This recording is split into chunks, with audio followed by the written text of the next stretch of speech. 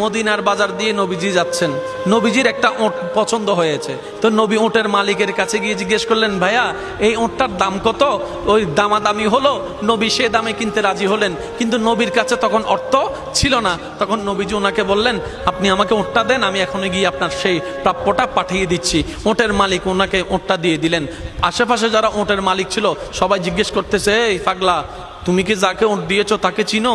বলে যে না। নাম জানো? বলে যে না। পরিচয় জানো? বলে যে না। ঠিকানা জানো? না। তো তুমি যে ওঁটটা দিয়ে দিলা, উনি যদি ওঁটের টাকাটা না ফাটায় তখন তো তুমি লসের মধ্যে চলে যাবা। সে ওঁটের মালিক বলে, এত সুন্দর নুরানি চেহারাওয়ালা কখনো বাটপার হতে পারে না, কখনো চিটার হতে পারে না, কখনো মিথ্যুক হতে পারে না।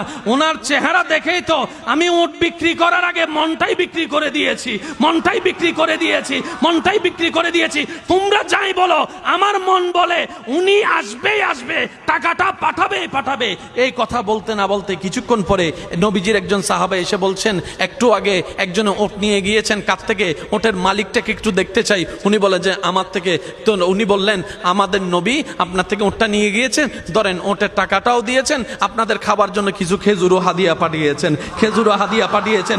ওই ওটের মালিক বলে, ভাইয়া টাকাটাও রাখেন, খেজুরটাও রাখেন, আগে আমাকে ওনার কাছে নিয়ে যান। আমি ওট বিক্রি করি নাই, আমার দিলটাই বিক্রি করে দিয়েছি। ওনার চেহারা মোবারক দেখে আমার মনটাই পাল্টাই গিয়েছে, আমি কালিমা পড়ে মুসলমান হয়ে যেতে রাজি আছি। সুবহান। जिसका कोई सानी नहीं वो नबी हमारा है, मुस्तफा की अजमत का हद ही ना किनारा है। आशिक बोले, लम याति नजीरु कफी नजरिन मिसले तुना शुद्ध पैदा जाना। चित्कार दिए बोलेन ना सुबहान।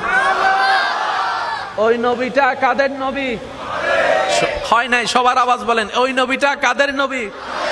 আমাদের কি ভাগ্য সেই নবীর উম্মত হতে পেরেছে। আর একটু জোরে।